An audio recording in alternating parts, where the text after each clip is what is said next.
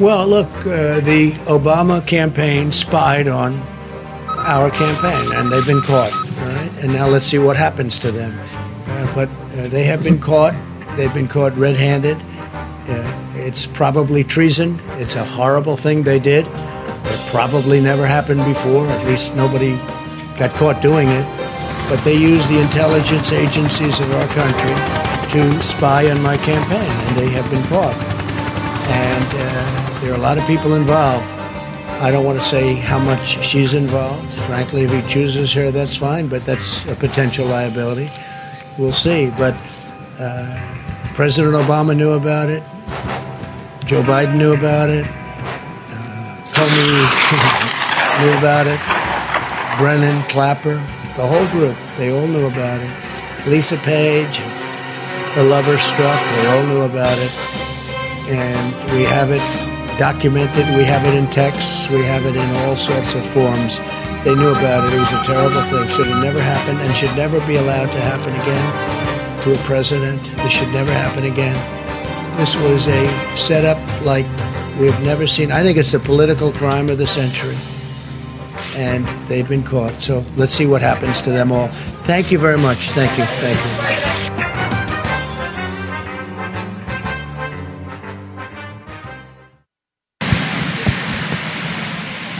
Okay, thank you very much. We're going to Minnesota. I thought the debate last night was great. We've gotten tremendous reviews on it. We're hitting what people want, law and order, which Biden was unable to even talk about because it'd lose the radical left, his radical left followers. I don't think there's too many of them left.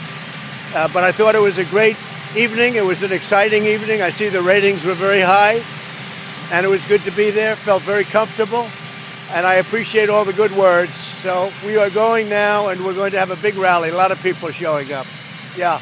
Could you explain what you said last night when you said that the Proud Boys would stand back and stand by? I don't know who the Proud Boys are. I mean, you'll have to give me a definition because I really don't know who they are. I can only say they have to stand down, let law enforcement do their work. Law enforcement will do the work more and more. As people see how bad this radical liberal Democrat movement is and how weak, the law enforcement's going to come back stronger and stronger. But again, I don't know who Proud Boys are, but whoever they are, they have to stand down, let law enforcement do their work. So, Mr. President, you misspeak when you said stand by? That's my first question. Just stand by. Look, law enforcement will do their work. They're going to stand down. They have to stand down. Everybody. They have to stand, whatever group you're talking about, let law enforcement do the work. Now, Antifa is a real problem, because the problem is on the left. And Biden refuses to talk about it. He refuses to issue the words law and order. You saw that last night when he choked up. He can't say the words because he'll lose the rest of the left. So he's got to condemn Antifa. Antifa is a very bad group. Yeah. Mr. President, let me follow up. White supremacists, they clearly love you and support you. Do you welcome that? I want law and order to be a very important part. It's a very important part of my campaign. And when I say that, what I'm talking about is law enforcement the police have to take care. And they should stop defunding the police like they've done in New York, like they've done in New York. I just told you. But you denounce them. Do you denounce I've always denounced any form of any of that you have to denounce. But I also, Joe Biden has to say something about Antifa. It's not a philosophy. These are people that hit people over the head with baseball bats. He's got to come out and he's got to be strong and he's got to condemn Antifa. And it's very important that he does it. Can I follow up with you about Joe Biden? On the election, you claim that you have I can't hear a word you're saying. I can't hear. Will you debate again? Will you go ahead with the other two debates that are coming up? I hear he doesn't want to go forward, but that's up to him. I mean, I would like to. By every measure, we won the debate easily last night. I think he was very weak. He looked weak. He was whining. We won the debate by almost every poll that I saw. If you look at the various polls, I looked at about 6 of them. We won every one of them. So, no, I don't mind debating him. I hear he wants to get out of the debates. I don't know. That's up to him. There's a lot of worry about why are you afraid of the militias that are armed and going to the streets defending Does that concern you that they go out there with their weapons and walk around? Yeah, it does concern me. And crime generally concerns me, any form of crime, and let law enforcement take care of it. Mr. President, why are you afraid of the election? Why are you afraid? So we had a problem in New York. They have 100,000 ballots that are a mess. They're all confused, all mixed up. Now they say they're going to redo them. Well, what are they going to do with 100,000 ballots that have already been sent? This is exactly what I'm talking about. It's a big scale problem. 100,000 ballots went out to New York with the wrong names on them, wrong envelopes, wrong everything. And now they want to redo the ballots. That doesn't help, because what about the ones that are already sent? This is exactly what I'm talking about. Can I follow up to that, Mr. President? If there was a parent unified victory come the 20th of January. There won't be. There won't be. Sir, what if there is? Challenge it, sir. White supremacy spreads across the nation. And now, ladies and gentlemen, live from Pittsburgh Studio Number 1, it's Cold War Radio. Here's your host, Hutch Bailey Jr. All right, ladies and gentlemen, man, are we upside down? Welcome and thank you for choosing Cold War Radio, the Cold War Radio patron hotline, 412-206-6208, the voicemail for podcasters or anyone else that can't call in live, 412-567-1460. Please go to steelcityresistance.com, become a Cold War Radio patron. You can catch the research room there. There's loads of research material in there. The video 2 page has videos and sometimes other links that I think you'll be interested in, but it shows primarily the videos of the audio clips that we play when they're available. If you'd like to write to the show, please write to Cold War Radio, P.O. Box 10433, 370 Castle Shannon Boulevard, Pittsburgh, Pennsylvania, 15234.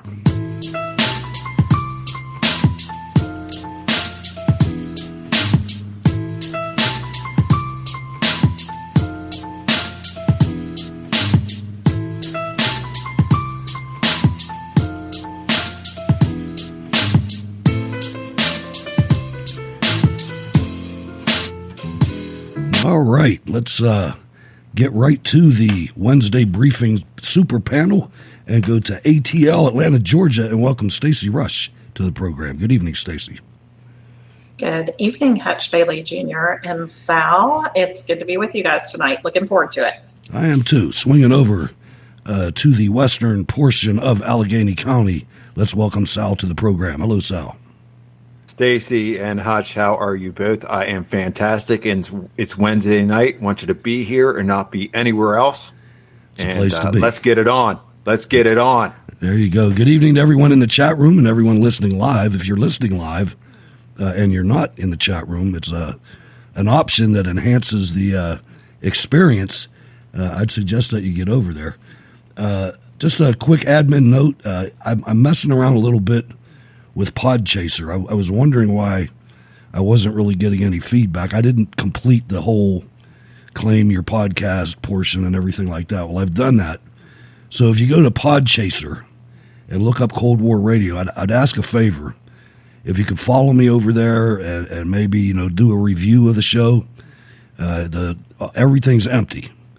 So just a thought, if you have some time, podchaser.com. I think it's podchaser.com. You can Google it. It's easy to find. And then just look under podcasts and search for Cold War Radio or Hutch Bailey Jr. Under creators. And I linked all that together, and there's some really good tools in there that I'd like to try out, but I have to have some people first. So just a thought. All right, guys, obviously this is the debate episode. We've got a great guest coming on. Hopefully that all works out. Senior advisor to the Trump campaign, David N. Bossie, will be with us. Just co-authored a book, but we'll get into that at about 8:35. I was watching. I was really. I'm going to try to do this kind of chronologically, but I have to talk about some things that are just off the wall that I noticed. I was watching Martha McCallum right before the show, and she was talking to a panelist on the left half of the screen, And on the right whole half, that's two people on that side. And then on the other side, it was just President Trump. And you wouldn't believe how orange they made this dude, man. I mean, it was on the bottom of the palms of his hands and everything. I'm thinking, how could they do that? This is such subliminal. And maybe it wasn't Fox News because the clip was from something that was going on. But I'm telling you, it was animated. And the best part about it was right after that, they went to a real clip of President Trump talking about the intro that I played when he was with the press. And he looked normal then, the way he always does. But you should have seen that. Little things like that bother me. They do, because I know it's deliberate. I know it is. I mean, it's we do it too. But I mean, the whole orange thing on Fox News, man, what a something else. I'll get your let me get your quick overviews of last night, guys, and then we'll start picking things apart and talking about different things. But Stacey, what was your overall thoughts about the debate last night? My overall thought is that I'm not sure it moved the needle one way or the other, but I think the initial punditry feedback about the debate and that Trump, was terrible and it was awful and it was a crap show. I think if you go back and watch it again, you find it to be completely different. I actually think Trump did pretty well in it. He was debating two people, not just Joe Biden. I think that was very clear. And I think that it was, it's interesting because if you look at if you're looking at it as not someone who pays attention all the time to politics, the reason I think Trump did well is because I think he came across strong. I think he came across as prepared.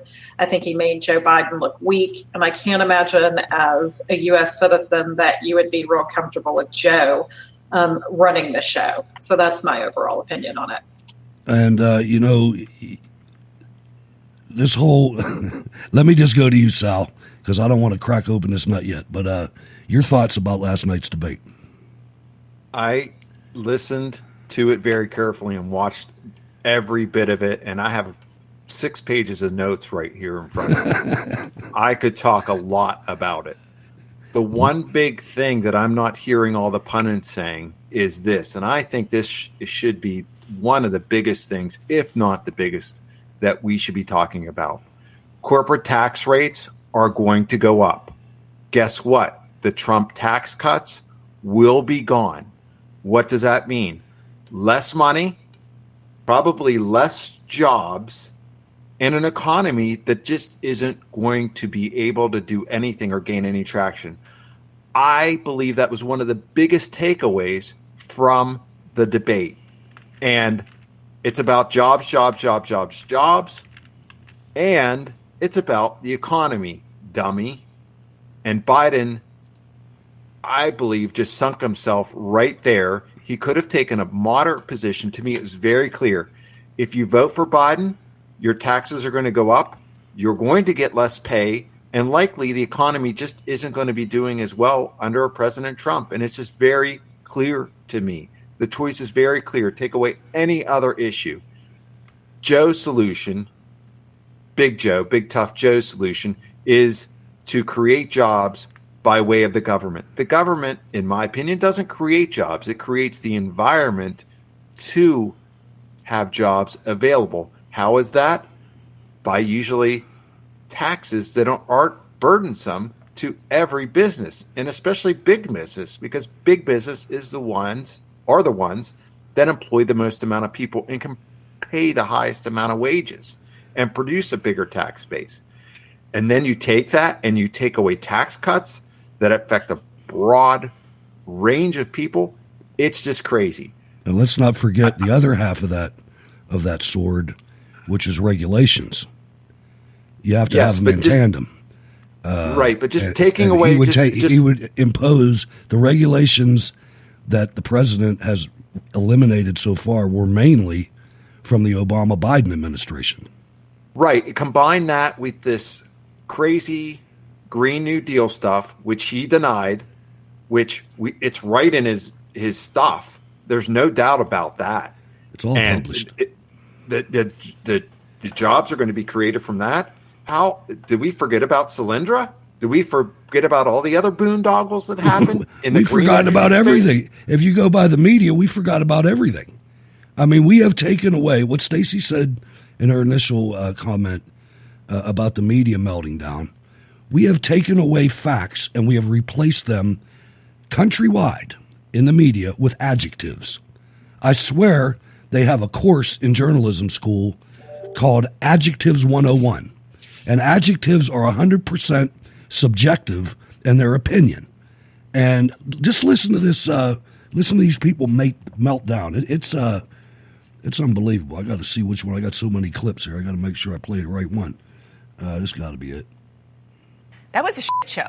That was a hot mess inside a dumpster fire, inside a train wreck.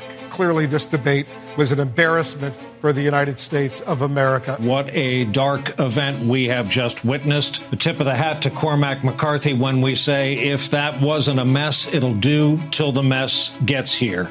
That was the worst debate I have ever seen. In fact, it wasn't even a debate. It was a disgrace. It was a complete disaster on all fronts. The whole thing was disgraceful. That was the worst presidential debate I have ever seen. I mean, this felt like an assault. It felt like an assault on our census. It felt like an assault on our presidential campaign process. It felt like another assault on our politics, because that's what it was. There's something beyond fact-checking that needs to happen here. This is the sort of thing that shouldn't happen. This sort of debate shouldn't happen in a democracy. Chris Wallace did not act as a moderator. Donald Trump did not act as a debater. Yeah. Donald Trump was the abuser, and Chris Wallace was among the abused. You cannot have watched that debate, I would think, and be proud of our president. We should be really clear here. This is not both sides type of situation. There was one party on that stage interrupting, yelling over the moderator. This took it too far, even for Donald Trump. And he was rude. He didn't abide by any standards of decorum or decency. It was really, frankly, embarrassing. I don't think we've ever seen a president of the United States completely lacking in shame. I mean, just shameless and obesely immoral. He did come out hot. But it's not even funny. I mean, are you actually proud of the president of the United States? I think the president overplayed his hand tonight. Tonight, he took the presidency and the office of the presidency to a new low. He is so full of grievance that he can't get past himself. He is not participating in a re-election campaign. He is arguing that he should stay in office and the election should be negated. He treated the debate that way with a monstrous, just cavalcade of increasingly wild and obscene lies. We had an avalanche of lying from President Trump. Almost every single thing he said during that concluding section of the debate was inaccurate. This behavior is taking place in pursuit of the job we used to refer to as leader of the free world. A monstrous, unintelligible display of logorrhea, which has absolutely nothing to do with civic discourse, with debate, or even with the integrity of the contest they're about to approach. The president does not think he's going to win this election, and he wants to bring the rest of us down with him. I wouldn't be surprised, by the way, if this is the last presidential debate between the president of the United States and the former vice president of the United States. The American people lost tonight because that was horrific. So, Stacey, the main takeaway of that clip was you heard Wolf Blitzer leading the charge, which is way amplified by now, about not having any more debates. What are your thoughts on that? I think the main point of those clips was that Donald Trump clearly won that debate. Indeed. I agree. I do. And I mean, especially when you look at, there was frustration there, but it was warranted. Mm-hmm. I mean, this guy has been under attack by the United States government to the tune of $35 million worth of lawyers, government lawyers. I think it's rich to hear all of the people who've been attacking him for 3 years and lying about the Russian hoax for over 3 years talk about decorum, talk about anything like that. They are the most rabid, partisan, non-journalist. The unfortunate part is that they do have a lot of power, because what they do is they tend to, they tell a lie, they tell it often, and suddenly it becomes the truth. And so after that debate, they continue to tell these lies, and they continue to try and frame this in a way, which to your point, Hutch, was that they don't want Joe Biden to debate. There must have been a collective sigh that man even made it through an hour and a half. And the shame of it was that the president, if he could have held his powder a little bit better, he saved him a couple times. Yeah, he did. And there were some missed opportunities by Trump. By no stretch of the means am I saying that was the greatest debate performance ever. He definitely left a lot on the table, and that's one of the things I think that he needs to make sure he does next time. I think you start off by not interrupting him, or maybe I should say that backwards. You start off in the beginning interrupting if you need to, because he clearly was not going to get his points across with Chris Wallace basically debating him at every point. Later in the debate, you don't interrupt Joe Biden. He's going to lose steam after about 30 minutes because he can't make it through the entire thing. So I think maybe at first, if you have to interrupt to get your points across, you do. But later on, you let Joe just keep digging himself in a hole, because he had nothing to offer. No, absolutely nothing to offer last night. I think the Gateway Pundit put together, it was either the Gateway Pundit or Breitbart. The man told cold lies 33 times last night. And I was watching the president, and I'm thinking, he just called you a racist, man. I know you're going to say something, and things like that. And I don't know, Sal, did you catch the video feed of Biden when he wasn't talking? That, to me, that was telling, too. He looked like he was in La La Land a couple times. Well, he did his usual, his stupid expressions, and the camera was catching it. But I wasn't even talking about that, because I know you're right about that, like when he was debating Paul Ryan. But there were other times when, to me, he looked out of it, not using his normal approach. He looked like he didn't know where he was. It didn't last long. Oh, he looked out of it, and there's multiple times where I noticed that he was bumbling. He's particularly bad with numbers, very bad. He'll say one number, and then he'll mix them up right away, and then he'll catch himself. He's bumbling a lot, and the racist pissed me off. The clown pissed me off. Shut up. But that's just Joe, isn't it? That's just how he is. Yeah. Isn't he supposed to be the statesman here? Isn't he supposed to be the one with all this experience? I know, and I'm gonna I'm gonna deliberately save Mike Wallace for the second hour, just because I have so much on him, and we're coming up on a guest. I don't want to. Chris Wallace, not what Mike. Did I say? Did I say Mike? Shows my age. Shows my age. So, Joe Biden. It was also offensive to me when he was introduced as Vice President Joe Biden. He's not the Vice President. He should have been. That just caught me off. Like former Vice President, like he's like some royalty or something. I know. I didn't know. Yeah, Mike Pence is the Vice President. It was.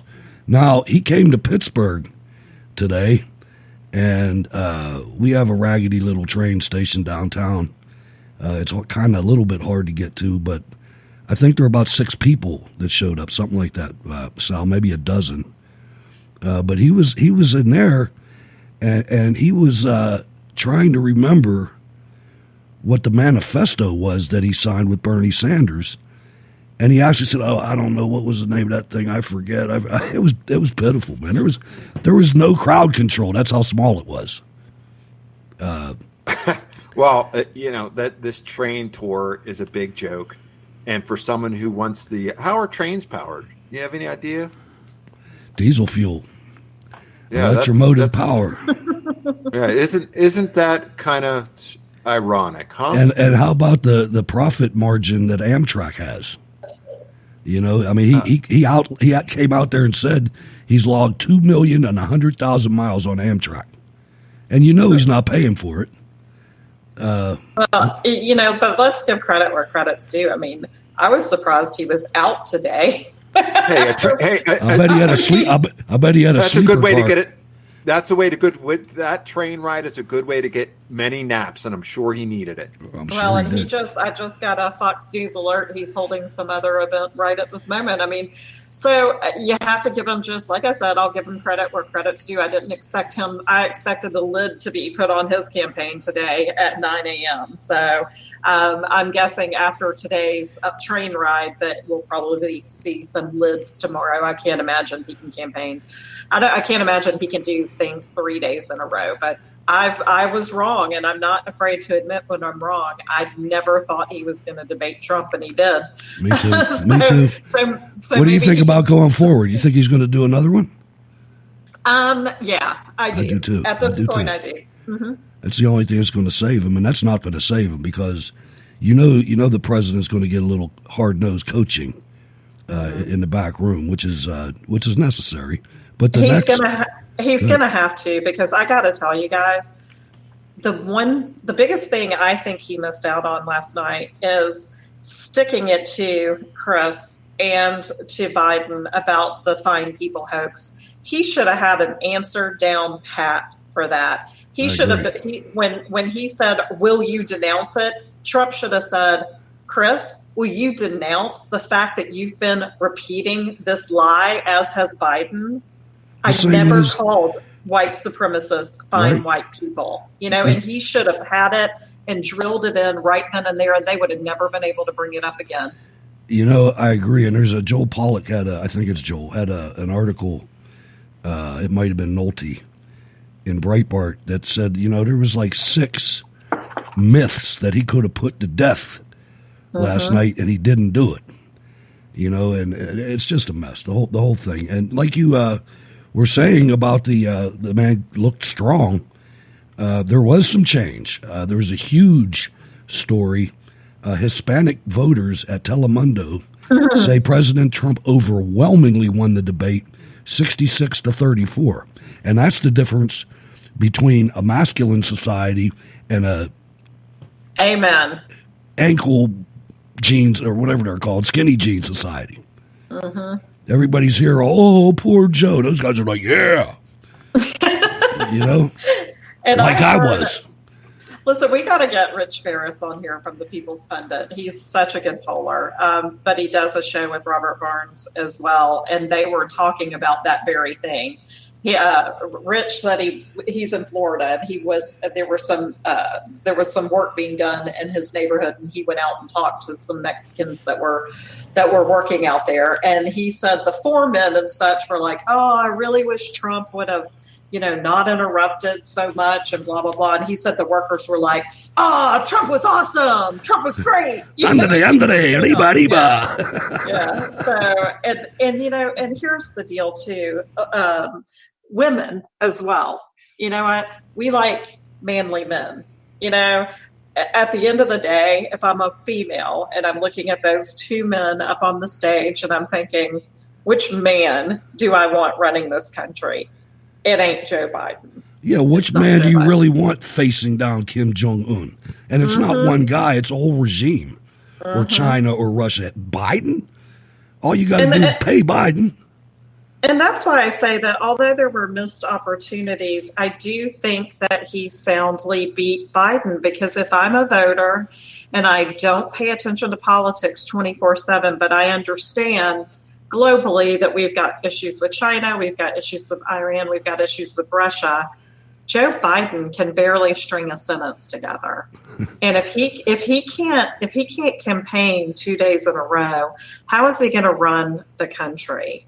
And, it's not like they've got a superstar vice president out there. They hardly put her out there at all. I think she's under a gag order. She's not allowed to talk much. Stacey, she is so unpopular. That's why you are not seeing her, and you probably won't see her. She's very unpopular. I frankly think she's toxic to that campaign. I think she is too. And what'll be interesting too is who is likable, Sal? Vice President Mike Pence. Especially after the pandemic, man. And to see those two debate will be very interesting because she is so not likable. And he, whether you like his politics or not, is very likable. So I think that he'll be an addition, a plus to Trump's campaign. And I agree with you both. I think she is a negative. She is. I mean, just imagine if it was the Republican incumbent or candidate who had dementia, and they're not going to talk about the vice president. They're not going to interview her and call her out when it's so obvious that this guy's not going to last 5 minutes if he does get elected. I don't even know if he'll make it to Inauguration Day. I mean, honestly. That's right. You're possibly right. I mean, that has to be their plan. I mean, he's no plan. Another thing that happened in Ohio, he was on his train stop, his whistle stop, they used to call it, when trains used to have whistles. But Trump supporters in Ohio drug out these huge speakers, and they were blaring audio clips of Joe Biden's gaffes as the train arrived in Alliance, Ohio. I mean, our side is quick, man. You got to admit, these guys are so scripted in everything they do. It's just, I love the montages that Rush Limbaugh puts together when they're all saying the same words, Sal. I mean, it is journo list on steroids, and they just picked another list. They're still talking to each other. Well, the other thing that I find interesting is the pre-scripted T-shirts that Joe has ready to go out. That's what I mean. And all this. Yep. It's so pre-packed and planned that I don't. They have a strategy, of course. I mean, we're seeing it, and it's full on with the media. You know, full on. Mean, not only is it full on, I mean, Chris Wallace gave the assist, and that was the Fox News debate. I mean, I can't imagine how much worse the rest of them are going to be. And you're right, Sal. I mean, on top of it, you leave the debate, and it's like you're listening to these people, and you're thinking, did you just watch the same thing that I watched? Because I'm not really, getting it. But it's a full blown spin machine, and Trump is truly running against the media. Because honestly, I think Joe Biden's campaign people are doing a terrible, terrible job. I mean, if there was not so much hatred for Donald Trump, this guy would be behind by 45 points. I mean, it's really, they do not do a good job at all. I'll be interested, Sal, to see, he's in Latrobe tonight, Biden is, or today, however long it takes a train to go from Pittsburgh to Latrobe, I don't know. Or I guess he took a motorcade to a Union Hall first. And that might be where the Latrobe event is, because it will be interesting to compare and contrast when the president went to Arnold Palmer Airport in Latrobe versus Joe Biden's event. Well, he's going to be 200 feet away in a mask. With his little circles. With his little circle. I found that to be a very funny comment, because that's how you usually see him, in a mask, so far away from people, and as if he's living in fear almost all of the time, and he's afraid to, I don't know. It's weird to me. It's just weird. Handled. I don't know. He's not. I don't think, my opinion, I don't think he's in charge of a damn thing. I don't. I think he probably has like a quote unquote medical staff that's there to protect him from this, and he's listening to him. He has to have, unless he has zero self-confidence, he has to want to get out there. I mean, it's all he's ever done in his whole life. So I got to think that something is a little fishy. I don't know. It's going to be interesting to see the next couple weeks play out. I've got a lot of things I want to get to later on. We're gonna, like I said, we have a guest tonight, but there's so many things that are out there that are upside down. I think it's really, really worth looking into. I'm not sure how it's going to go, but I just don't see how the media can continue to do this when there's tangible results from the president and the administration, especially as this COVID, my governor was caught with a state representative calling the whole mask situation political theater on tape. I mean, this is a situation that I don't think it's sustainable, Stacey. I don't see how. They got to be bleeding viewers. I mean, the podcast and the new media is taking off pretty much all over the place. And I really think, in order to believe what this machine is telling you, I was talking to my wife about this earlier, and I was thinking, for this to work, these people, they have to count on, and I'm putting myself, if I was one of the people, if I was a Democrat, and I'm looking at this, and I'm thinking, if I do this, if I listen to these people, that means that they think that I am so stupid that I don't believe my own lying eyes. And I just think that's I don't think that can last forever. Your thoughts, Stacey? I just maybe I'm too. Okay, hold on a second, ladies and gentlemen. David N. Bossie has served as president of Citizens United since 2001. He is currently senior advisor to Trump-Pence 2020 and a presidential appointee to the Commission on Presidential Scholars. In 2016, Bossie served as deputy campaign manager for Donald J. Trump for president and then deputy executive director of the Presidential Transition Team. In 2015, Bossie was ranked number 2 in Politico's top 50 most influential people in American politics. In 2016, he was elected Republican National Committeeman from Maryland.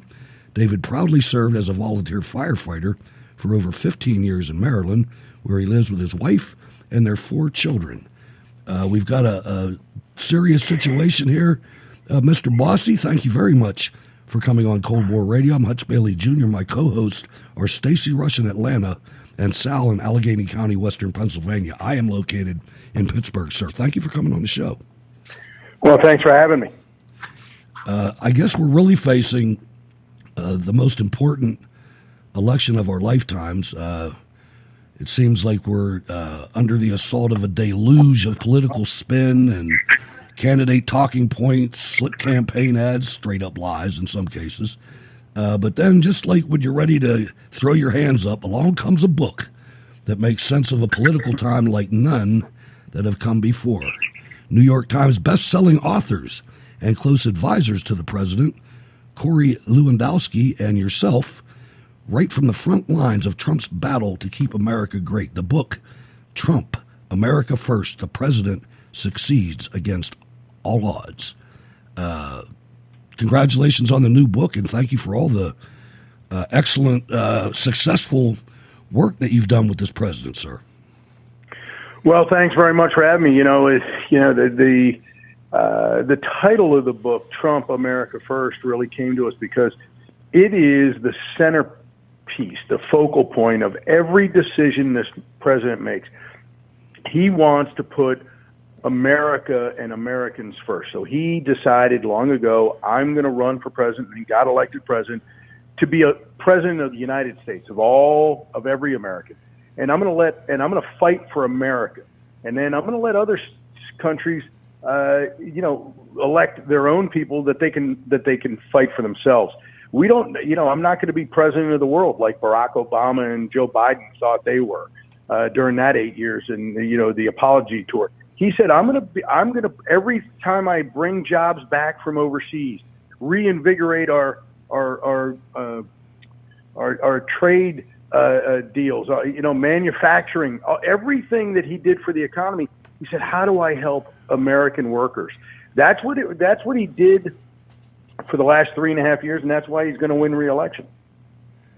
So you've been in the political world for some time. I was looking a little bit around before the show, doing a little research, and I was really impressed. You were actually the forgive me if I get the title wrong, but you were the youth coordinator for the Bob Dole campaign. That's pretty impressive. Yeah, you just made me old, but yes, thank you very much for that. Welcome to the club. That was in 1987 and 1988 when he lost. It was a primary against then Vice President George Bush and Senate Majority Leader Bob Dole and Jack Kemp and Pat Robertson and Pete DuPont, former Governor Pete DuPont. We had a tremendous lineup of really, really quality people that ran for president that year. Jean Kirkpatrick, the former ambassador and UN ambassador. We had a great group, and that was my second campaign. I was a youth coordinator in Maryland for Reagan Bush '84 as well. So I've been doing this a long time. I've seen a lot of candidates come and go, but there's been nobody who is a fighter. And you saw the debate last night.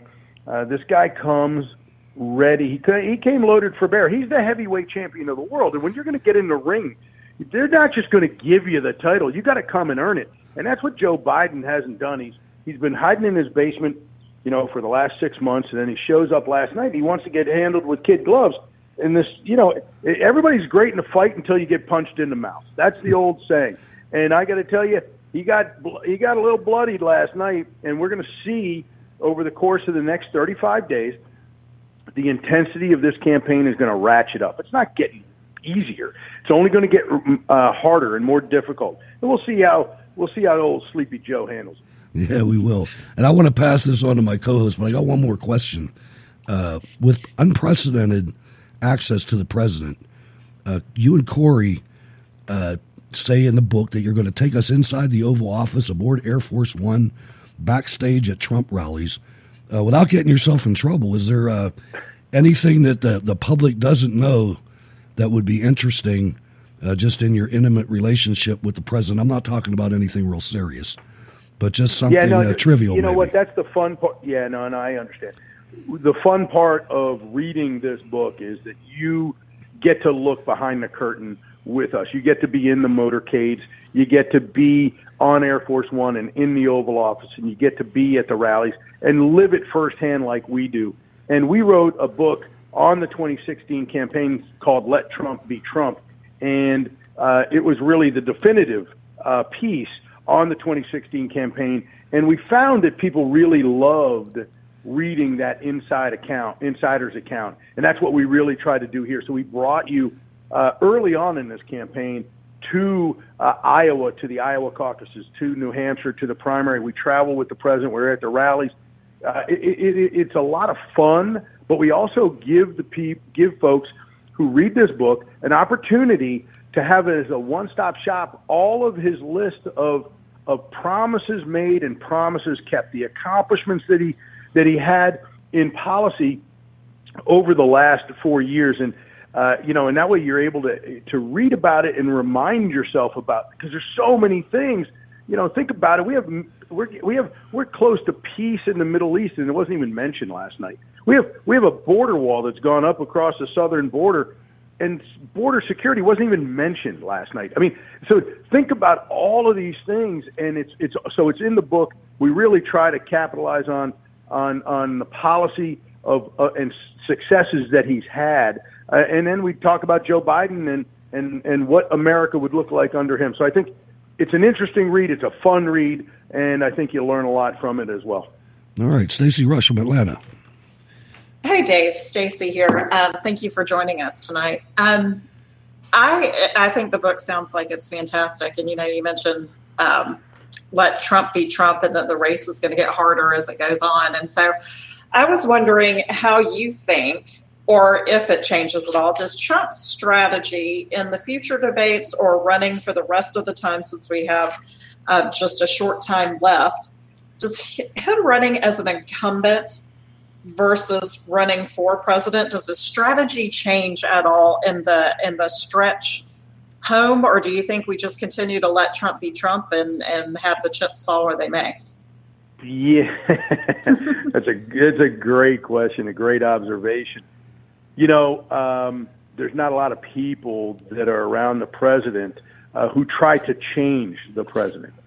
Because if you try to change the president, ask John Kelly how that works out. Okay? You kind of get thrown out on your ear because the president has lived his entire life really as a New Yorker, and he's a very opinionated and honest guy. He tells you exactly what he thinks. He says what he means what he says. And I think it's refreshing. And so if you try to change him now, I think one of the reasons that he won was that he was authentic. He came across as a guy who understood your problems because he understood your problems. And if you try to be something that you're not, people get it. And that's kind of what Joe Biden's problem is last night. If you look at it, he says, "Hey, Joe, just condemn Antifa. Just condemn them. It's not a big deal. Just say law and order. Say you condemn Antifa." And he says, "No, Antifa is just an idea."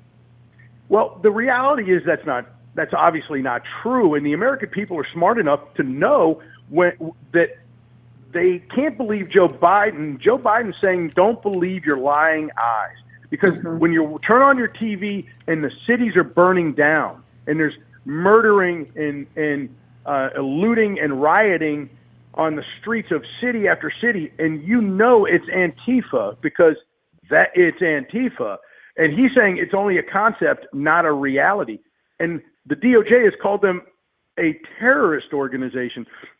He couldn't even do that. That's because those people are base voters for Biden. He can't alienate them. And then the president says, "Hey, Joe, just name one police organization that's endorsed you, just one."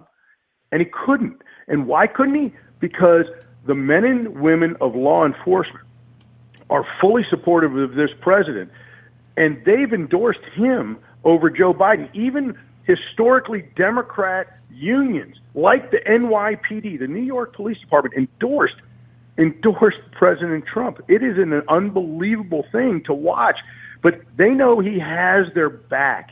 And the police department, hey, look, police departments are the only thing, whether it's the local sheriff or county police, state police, they're the only thing that stand between a civil society and chaos. And we honor them, and Joe Biden doesn't. And I keep thinking, and I do believe that the vast majority of American people agree with us, and they see what's going on and they understand it, and where they may not come out and say, "Hey, I'm full Trump. I'm supporting Trump." I do believe that they see their eyes. My biggest concern, Dave, and I wanted your opinion on this, is that Republicans prior to Trump, I think we all can agree, were very weak and feckless. And yes. I think a lot of us out here are concerned about the Democrats stealing the election through mail-in voting, because we see the crowds. You know, we believe our eyes. We see people showing up. I mean, I will tell you, I'm in Atlanta, and I went to welcome him when he came to speak last week on the side of the road, holding a sign. I've never done that for anyone ever my entire life. I see the crowds with my own eyes. I believe the American people are going to come out and vote. But does Trump have a plan to stop the stealing of this election via mail-in ballots? Yeah, well, you saw his answer last night. He is focused on this unruly, illegal ballot harvesting operation, this mail-in ballot scheme. Look, the president believes that if we overwhelm this system, which is not built for it, there's no security, there's no check and balance, there's nothing. They're changing the rules as we go. People are already voting, and they're changing the rules as it's happening. It's never been done before. The one thing in American history, we've had tough elections, we've had divisive elections, we've had close elections. We've never had an election where we questioned, the American people questioned the integrity of the vote. It's the one thing in America that we've always held true to. And that is why it's so offensive to say we're going to change now in midstream. There's nobody is saying that maybe in the next cycle or two, the next 2 or 4 years, we can't move to a better mail-in program instead of it just being an early vote and absentee. Maybe there can be, but there's going to have to be some science. These people love science. There's going to have to be some science put into figuring out how to do it and logistically handle the load. And there's just been no thought process into this whatsoever. And just the fraud, and these ballots showing up on the side of the road, in ditches, in trash cans, in dumpsters. It just is happening, and it's happening organically without Donald Trump being on the ballot. Stand by, wait till he is on the ballot. So, Dave, this is Sal. Tell us a little bit about the transition from firefighter to being thrown into the fire of politics. How exactly did that happen? Well, there's a lot of similarities. I love going to a good house fire. At least I did when I was a young guy. I enjoyed serving. I enjoy the service aspect of being a fireman. I lived in the firehouse for 10 years, no other residence. And I would go on calls 24 hours a day, 7 days a week. I had a job on Capitol Hill. I was one of Newt Gingrich's when he was Speaker. I was one of his right-hand guys. I was the chief investigator for Congress. I had a lot of great jobs, but I volunteered as a fireman, and I got the greatest training in the world. I worked with the greatest men and women that you could possibly want to be with. And then you find yourself in incredible situations. I found myself at the Pentagon on 9/11 because I'm in Montgomery County, Maryland, and so it's an incredible thing to do that for a long period of time. But I was always into politics and always doing this. So I was running the Clinton impeachment operation while I was living in a firehouse. So it was quite an experience. I wouldn't change it for the world, but now I'm an old man, and it's a young person's business actually. So and politics, man, this is getting harder too. I almost think I need to maybe I'm going to go wait tables at a restaurant or something, because this atmosphere is not fun anymore for guys like us. Corey and I, we travel the country, and we're on TV a lot helping support this president, and it's gone from being a lot of fun to not being a lot of fun. So there's a price to be paid for doing what we do. All right, just one more I got for you, and actually two questions in one. So what's the best thing that you've seen in politics, and what's the worst thing you've seen in politics? Well, the best thing is, standing in a room in 2016 in then candidate Trump's foyer. We're all standing in between the living room and the kitchen where we've been watching the results. There's only about 10 of us there. When Kellyanne Conway's phone rang, and she was standing next to me, and we were all standing in a little circle, and she says, we can only hear the one side of it, but she says, "You're calling what state? What state are you calling?" And she says, "Okay, I got it." And she hangs up the phone, and Mr. Trump says, "What was that?" And she says, "That was the Associated Press. She says, "They called to tell me, I thought they were going to call a state, but they didn't, sir. They called to notify me that they're calling the race and that you are now the president-elect of the United States." Nice. And standing there in a very small group of people to witness that moment was really, and I've done a lot of things. I've impeached Bill Clinton. I was the plaintiff in the Citizens United versus Federal Election Law case 10 years ago, where I won at the United States Supreme Court, one of the biggest First Amendment cases in American history, the biggest First Amendment case in the last 100 years.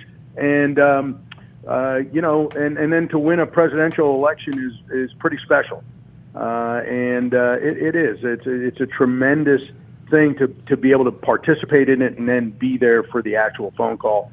And then, the worst part about it is just what I was talking about a minute ago, just seeing our country, which has never been through this before, and I hope to never see it again.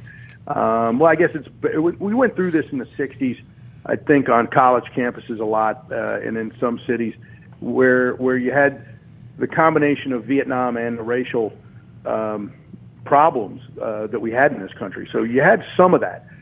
but we snapped back, and I hope that we can do that again. This is, to me, the saddest moment in American politics that I can remember, because you have people out there who, look, I worked against Barack Obama in 2008 and 2012. We tried to defeat him. He beat us. We went and then said, okay, we're going to work on legislation to see if we can make his better or not as bad. And you did that for 4 years in between. And then, but we didn't burn down cities. We didn't flip over cars, and we didn't murder anyone. That's the difference. Is today, politics is, if you don't get your way, they're taking to the streets, and it's violent. We're supposed to be, you have an election, there's winners and losers, and you move on to the governing portion of it, and then you have an election again. And that's really the sad part, is what we're living through right now, to be honest with you.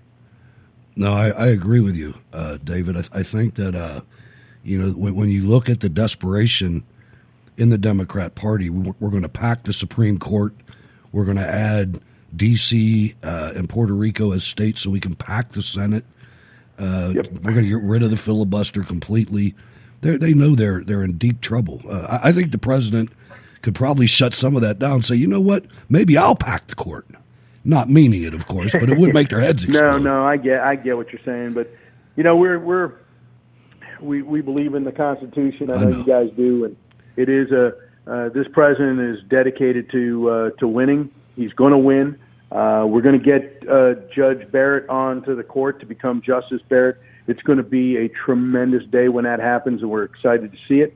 What a legacy, 300 federal judges and 3 United States members of the Supreme Court. It's just a tremendous record on the judiciary on top of everything else he's done. So we're pretty excited, and we talk a lot about it in the book, and I hope everybody gets a chance to pick up Trump, America First. And how can they get the book, sir? You can go to Amazon, BarnesandNoble.com, Amazon.com. It's available at your local bookstores.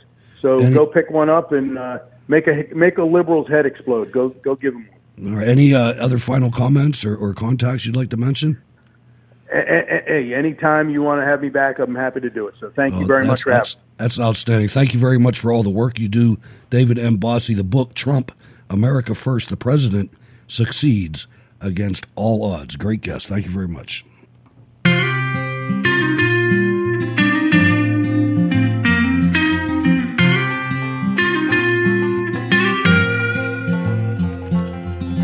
Looking for an alternative place to find news and opinion?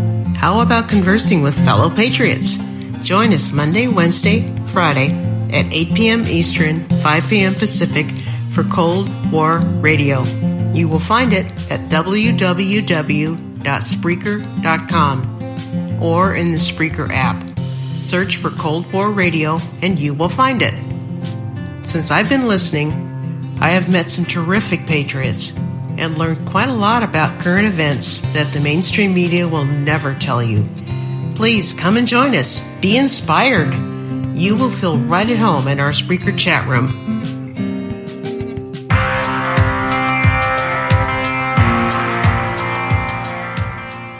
All right, ladies and gentlemen, Senior Advisor David Bossie, Senior Advisor to the Trump campaign, and a whole lot of other positions in the government and in the administration. Got a lot out of that. I want to get back now. I'll give you guys a chance to comment on the interview first, if you had anything you wanted to postscript it with, and then we're going to get into some other things. Stacey? No, I'm actually interested in getting that book. People write books all the time about all sorts of things. And I don't necessarily want to run out and get one. And this is one that I think I actually will pick up because Trump is so relatable to the average Joe and Jill. And it's really going to be nice to read a lot more in-depth behind-the-scenes stuff about him and to figure out a little bit more about the man who you feel like because he seems to be just like you and me, even though he's a billionaire. Yeah, it could be us one day, Sal. Yeah, certainly it would be great to have David on again after the election and see what behind the scenes, if we can learn anything more that had to have been an incredible scene there, learning that Trump, who was an underdog all the way, won the election, because it seemed like it was a long shot from what we were hearing from the media, right? We were hearing that he was down in the polls. There's no way. Yeah.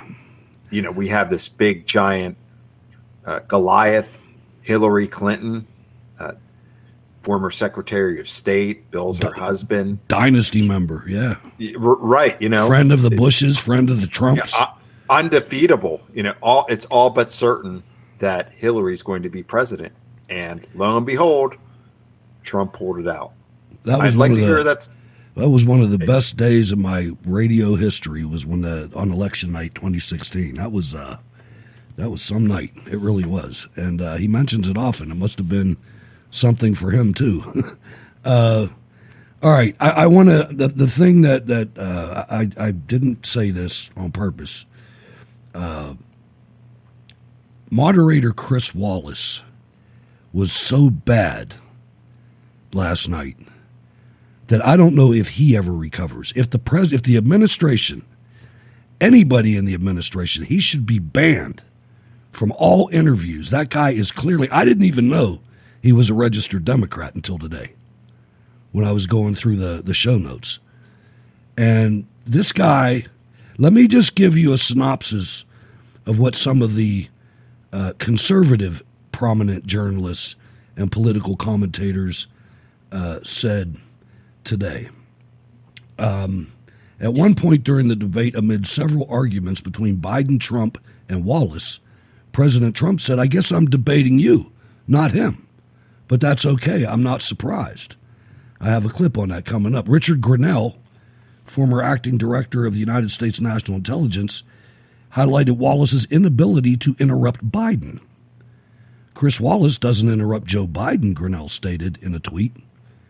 After several mild arguments between Trump and Wallace, Turning Point USA founder Charlie Kirk, I don't normally quote him, but he tweeted that Trump shouldn't have to debate both Chris Wallace and Joe Biden. Andrew McCarthy, who's been on the show, a columnist for National Review, pointed out Wallace's need to interrupt when Biden was having trouble with Trump's questioning. Chris Wallace jumps in a second time when Biden having trouble with Trump's questioning, McCarthy wrote. Chris Wallace is a hack, purposely conflating mail-in ballots and absentee ballots, Mooney wrote in a tweet. Either hack or incompetent, no other option. That's Gaston Mooney of The Blaze. Stephen Miller, a contributor to The Spectator, noted Wallace laughing with Biden during the debate. Wallace laughing along with Biden isn't a good look, Miller wrote. And it just goes on and on and on. Let's where are we going to start? Let's go with Chris Wallace. 15 minutes into the debate, set the whole stage when they started talking about Obamacare and became Joe Biden's wingman. View on Roe v. Wade. I don't know her view. Well, all right. Let's talk. We got a lot to unpack here, gentlemen. We got a lot of time. So on health care, and then we'll come back to Roe v. Wade. All right. Mr. President, the Supreme Court will hear a case a week after the election in which the Trump administration, along with 18 state attorneys general, are seeking to overturn Obamacare, to end Obamacare. You have spent the last... Because they want to give good health care. If I may ask my question, sir.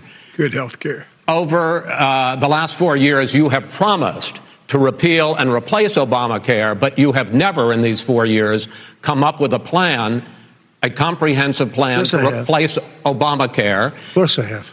Well, I got rid of the individual mandate. I'm going to give you an opportunity. I got rid of the individual mandate, which was a big chunk of Obamacare. That is absolutely a big thing. That was the worst part of Obamacare. Sir, Chris, you're that was the debating worst him, part not of me. Obamacare. Let me ask my question. Well, I'll ask Joe. The individual mandate was the most unpopular aspect of Obamacare. I got rid of it. I'd like you and we will protect people with President, I'm the moderator of this debate, and I would like you to let me ask my question, and then you can answer your question.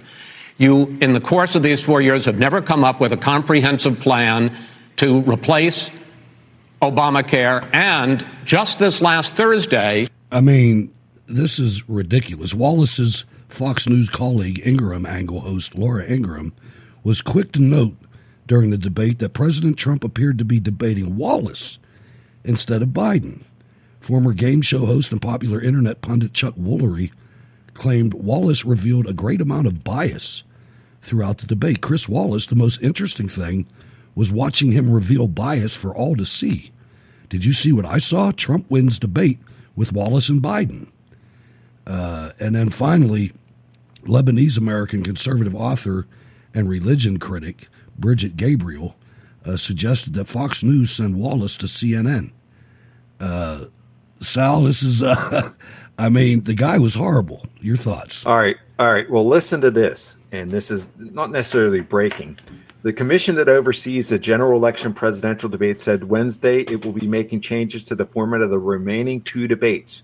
One key change it plans to implement, cutting off the microphones of President Trump and Joe Biden if they break the rules, according to a source familiar with the commission's deliberations. The plans have not yet been finalized, and the commission is still considering how it would carry out the plan.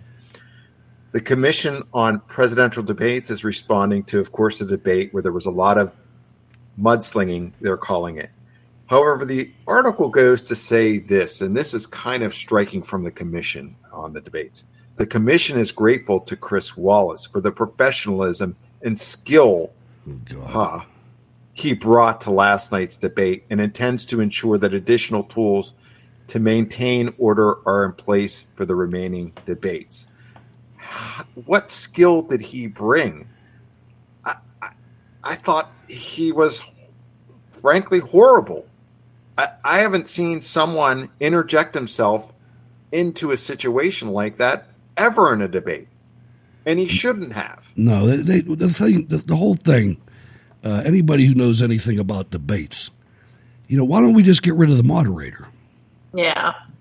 Why don't we just let them talk to themselves? If I was the president, I would never submit to another one of these. I'd change the game. I'd call Joe Rogan, and I would say, look, I'm going to invite this guy to come, and if he doesn't, we're going to have a debate with me in an empty chair, or something like that. I wouldn't put up with this. It's been going on too long, Stacey. There's no way to win it. I was thinking the same thing, and the thing that I would like to see is more of a town hall format. The problem is that how do you get it? How do you get it nationally, internationally, or what have you? I mean, maybe you do some sort of YouTube Joe Rogan thing, but I want real voters to be asking questions, not quote unquote undecideds picked out by CBS or NBC or what have you. So Stacey, the next debate will be a town hall. There's going to be 15 to 20. But who's picking the people? I mean, I don't know. I don't know. I'm going to do a little bit digging right now, but go ahead. I'm going to see if I can figure that out. Remember that long-haired guy that said, what are you going to do for my mom? Yeah. I mean, it's just, I don't even trust those on any of the networks. I mean, because they are going to pick and choose who they're going to have ask these questions of the candidates. And I agree. Ken put something in the chat room tonight and said it's time to get these debates out of DC pundits, out of DC journalists. Why not have a really good local person in one of the swing states actually moderate a debate? I mean, to me, I feel like you would get so much more accurate information at that level, because what we saw last night was absolutely ridiculous. And honestly, the thing that I found very surprising about it, did you hear Chris Wallace's quivering voice during it? I mean, he sounded like he was scared to death up there, and he just handled it. And maybe it was the fear of watching his career go down the toilet. Maybe that's what was going on. When you're up against the heavyweight champion of the world, that's a which tough person to defeat, isn't it? He clearly is.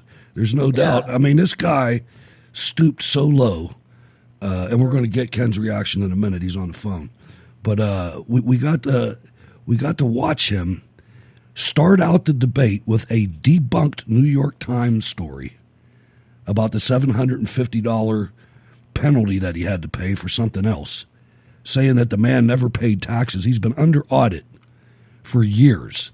If he never paid taxes, he'd be in prison by now.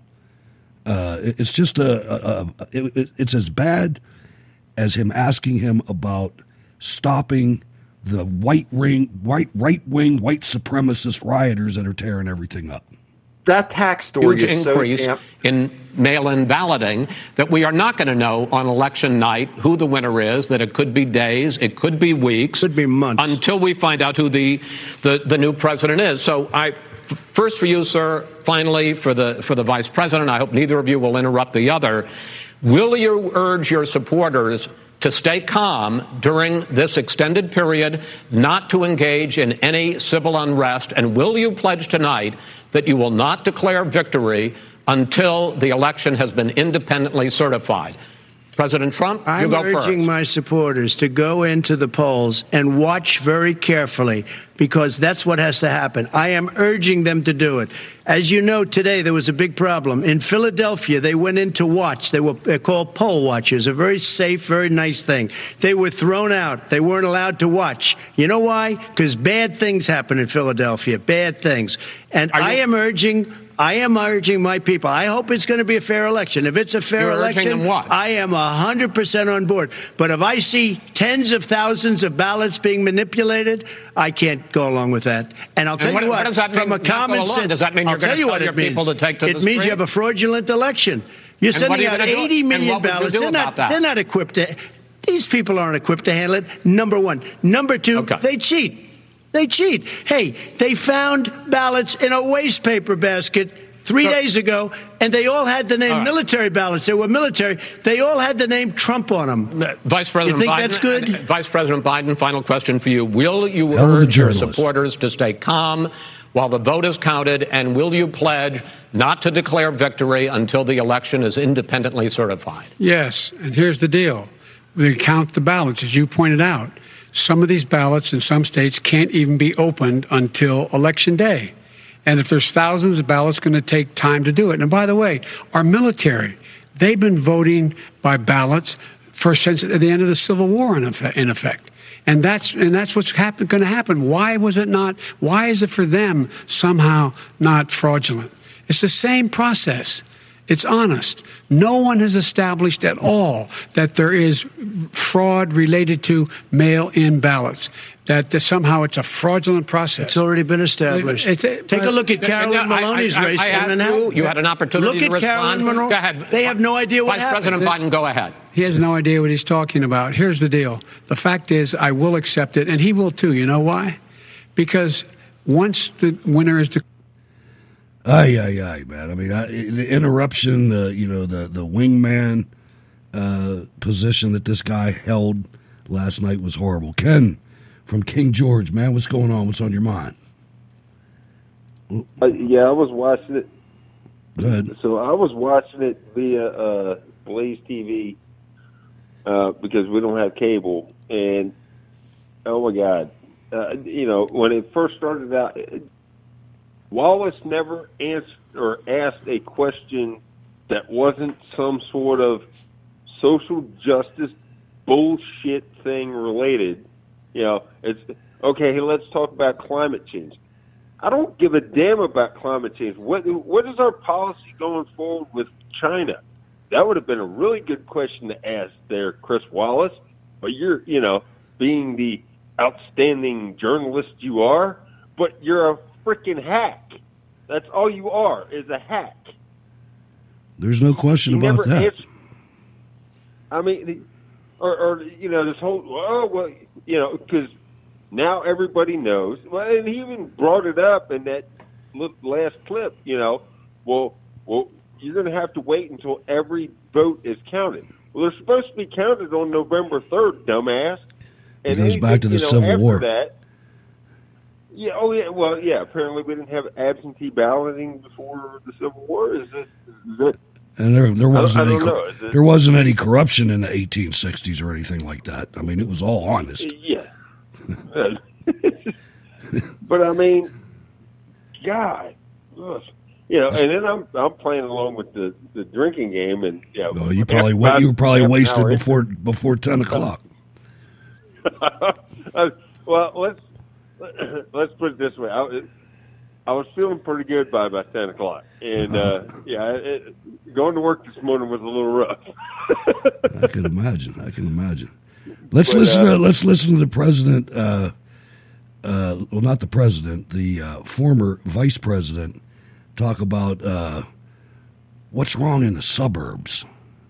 If he ever got to run this country and they ran it the way he would want to run it, our suburbs would be gone. By the way, our suburbs would be gone, and you would see problems like you've never seen. He wouldn't know a suburb unless he took a wrong turn. Oh, I know suburbs. He would not. So much Go ahead. Wait a minute. I was raised in the suburbs. This is not 1950. All these dog whistles on racism don't work anymore. Suburbs are by and large integrated. There's many people today driving their kids to soccer practice and or to black and white and Hispanic in the same car as there have been any time in the past. What really is a threat to the suburbs and their safety is his failure to deal with COVID. They're dying in the suburbs. His failure to deal with the environment. They're being flooded. They're being burned out because his refusal to do anything. That's why the suburbs are in trouble. I do. Stacy? All right, hold on. There you go. Oh, Joe. Oh, God, the guy's a complete idiot. I love your shots, though, there, Hutch. That was awesome.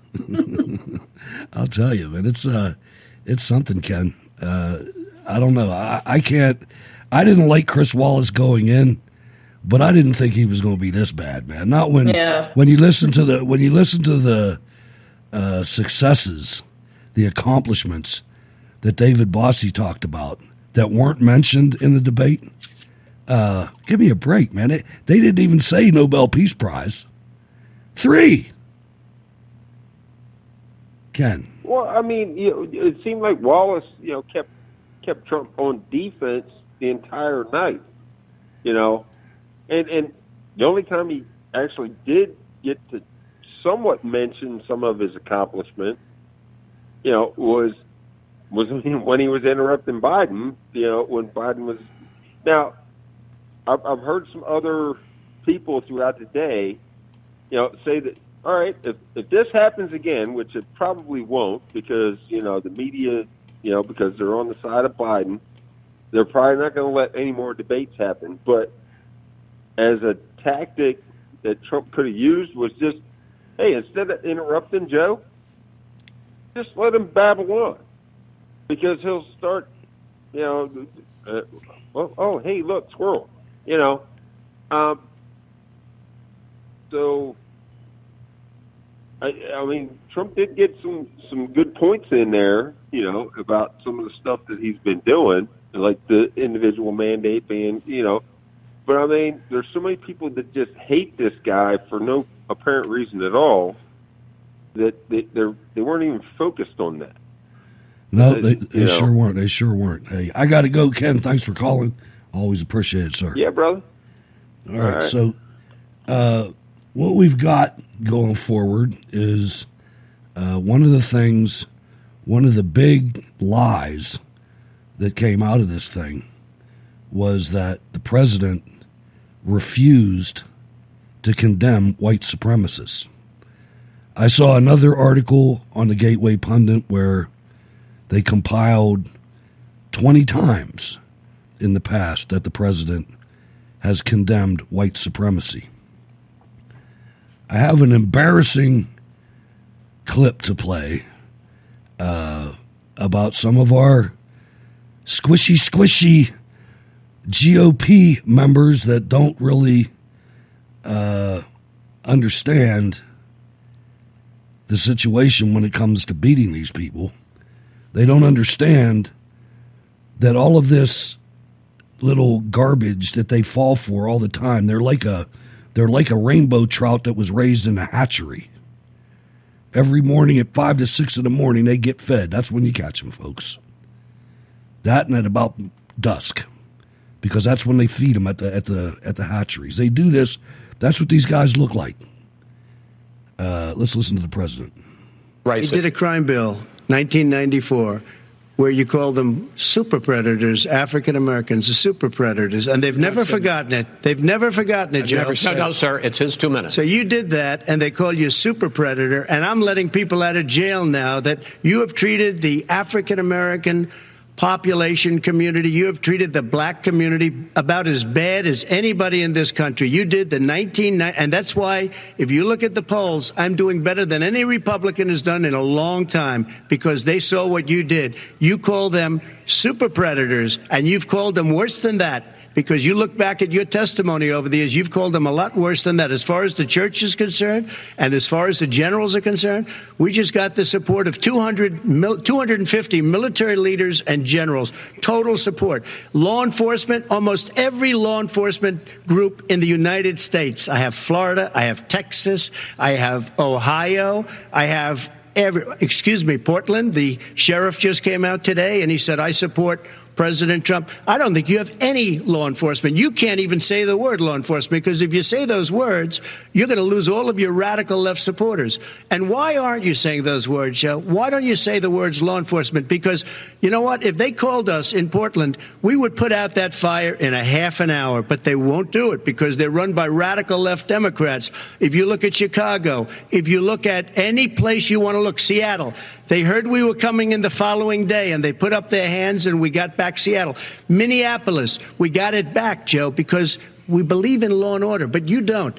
The top 10 cities and just about the top 40 cities are run by Democrats and in many cases radical left. And they've got you wrapped finger, Joe, to a point where you don't want to say anything about law and order. And I'll tell you what, the people of this country want and demand law and order, and you're afraid to even say it. And Sal, that's going to probably win the election for the president. Your comments on that, and then pass it to Sean in California while I get the right clip. That was a very powerful statement by him on the law and order. And that caused me to do a little bit of research. And while the super predator thing is exactly right, Biden did call them predators. But also, you have to remember the other comments by Joe Biden back in 2012 when he said we got to get them out of their chains. And I took a look at an interview with Wolf Blitzer on CNN, and a prominent black politician who creatively explained how they were trying to get out of the chains comment, but they knew exactly what it meant. And this isn't the first time that Biden has referred to a group of people like that, and it won't be the last time. Joe just can't contain it, and I agree with Ken. You've got to just let him continue to speak. Hopefully we hear it next time. We just let him speak and let him screw up and let the gaffes start to happen, and just we'll see the true Joe Biden. But hey, Sean, welcome to Cold War Radio. This is Sal and everybody else, like you usually like to say. But hey, I'll leave it up to you. Well, I like to use the old carryover rule. But anyways, so I saw part of the debate before my internet crapped out on me. It's AT&T, so go figure. And I noticed that Chris Wallace was completely biased for Biden. I was like, "Are you serious? How can we?" And it just frustrated me. It really irritated me to the point where I just said, "You know what? I can't bear any 5 second more of this." So I turned it off, and I'm like, "You know what? This is why I can't watch anything." And I don't think you were the only person, Sean. I read so many comments last night of people who tuned out after a little while, and apparently the ratings were much lower than they were in 2016 when the first debate against Hillary Clinton. So I don't think you were alone. I think that Chris Wallace really did a disservice to America in general. I think some people were tuning in who, are starting to pay attention for the first time, and he really did a terrible, terrible job. So I just don't think you're alone out there in the fact that you tuned out. It's just, you can only take so much mentally and physically. There are a lot of people you have to say, I can't do this anymore. Hey, Sean, what was the biggest thing that you got out of the debate that maybe that you were surprised about? Anything that caught your ear? Not really. The only thing that did surprise me in a little way was, "Hey, shut up," from Biden. I'm like, wow. Now that you just told the president of the United States to shut up. Now that you brought that up, Sean, let's. You're a senator. I'm not going to answer the question. Why would you answer that question? The question is the question Supreme is Court Justice, radical left. Will you shut up, man? Listen, who is on your list, Joe? Who's on your list? Right, gentlemen. I think this is so unprecedented. He's going to pack the court. We have not going to give a list. We have ended this segment. We're going to move on to the. Thank you, Chris. Oh my God, that was a train wreck. It was, and you know, a lot of people, like Stacey said, that are tuning this in for maybe the first engagement that they've had during this election season, turned it off, and that might have been the plan. That might have been the media plan. It could have been, yeah. You know. I think it was horrible. I think Chris Wallace, I think he should be fired from Fox News. I think he should be fired, unceremoniously fired for cause. I think, and I tweeted that out a little bit earlier today, Hutch, in that, at the very minimum, he should never be allowed to host another debate. But essentially, keeping him on board on a news show like Fox News Sunday is just like Fox News admitting as well that we have no journalist anymore. He was an activist last night. And we essentially have no more journalists if we're going to have someone like him hosting what is considered like a hard news show on Sundays. It's unbelievable to me. And we need to fill the void. ONN. I hope you're paying attention. ONN. I agree with that one.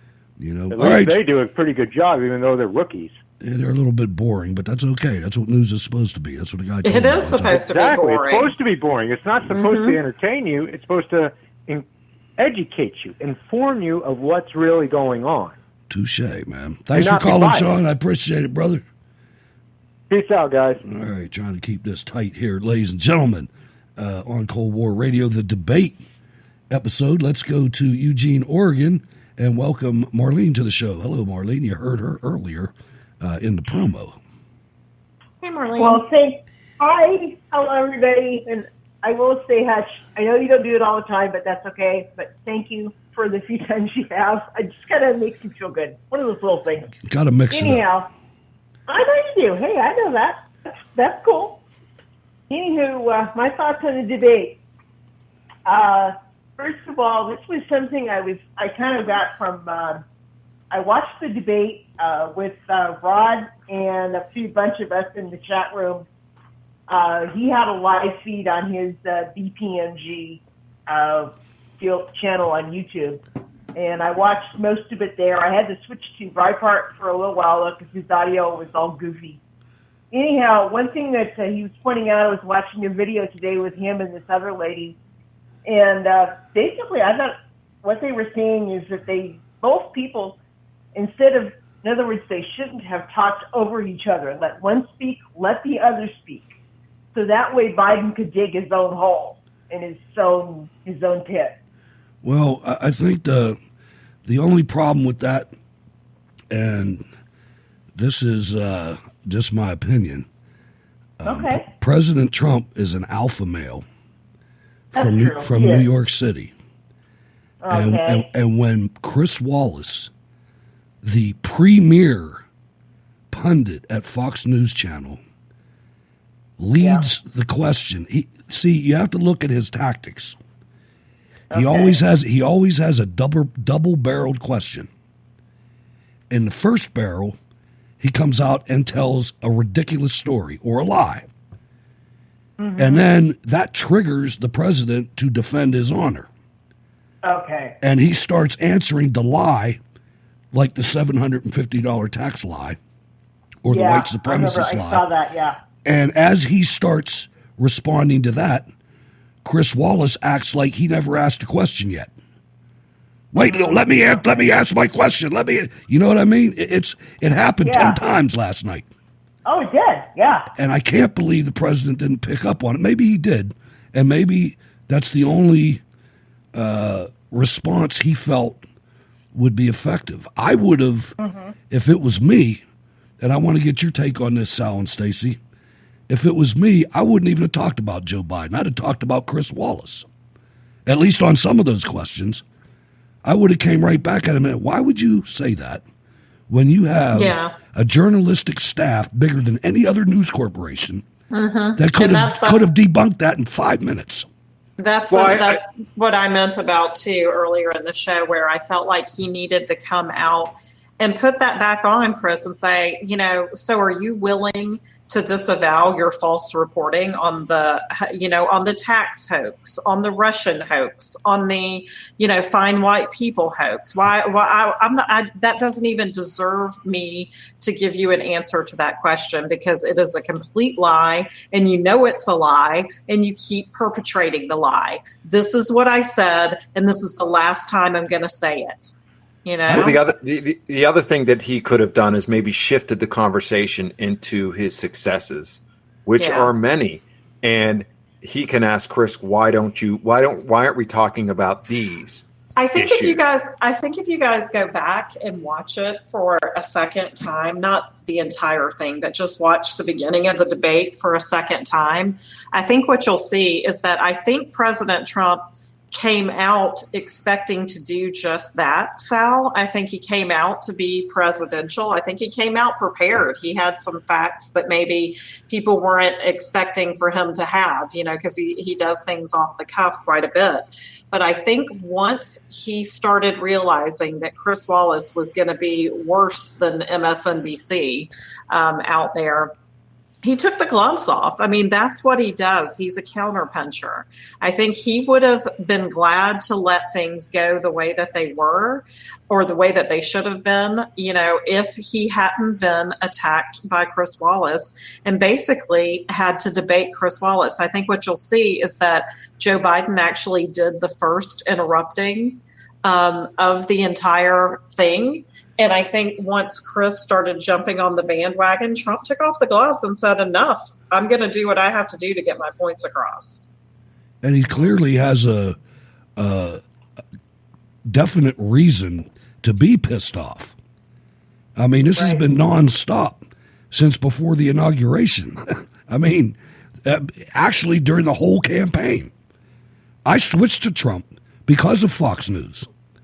Because of the panel, because of Brett Baer's panel, back when Sauerkraut Hammer was still on it, and these people lied every single night. Conservatives, supposedly conservatives. I mean, it was Steve Hayes, Jonah Goldberg, and Charles Krauthammer. Silly me. Yeah. But so Marlene, any thoughts? Okay, I see what you're saying about Trump and his personality. It's probably something I think if I really were to go back and watch a little of it, I might go, oh, okay, that's what that was. But the other thoughts on this whole thing is true is that, yes, overall, Wallace was a rotten moderator, and I agree with you that guy they ought to kick his tush out of Fox, period. Just get rid of the turkey, but either that or just join forces with CNN. I mean, you got a choice here. I mean, that's what I'm saying. Fox can fire him, and he can go over to CNN where he's all happy and everything's fine. And I guess the other thing too is they were talking about the town hall. And they were talking about cutting the microphones off. Well, I can see that working. That they're not. I honestly don't think they're going to be fair with that, even though they say they will, because what I see happening is they cut Trump's mic off and not Biden's, or not as much. That's my gut feeling.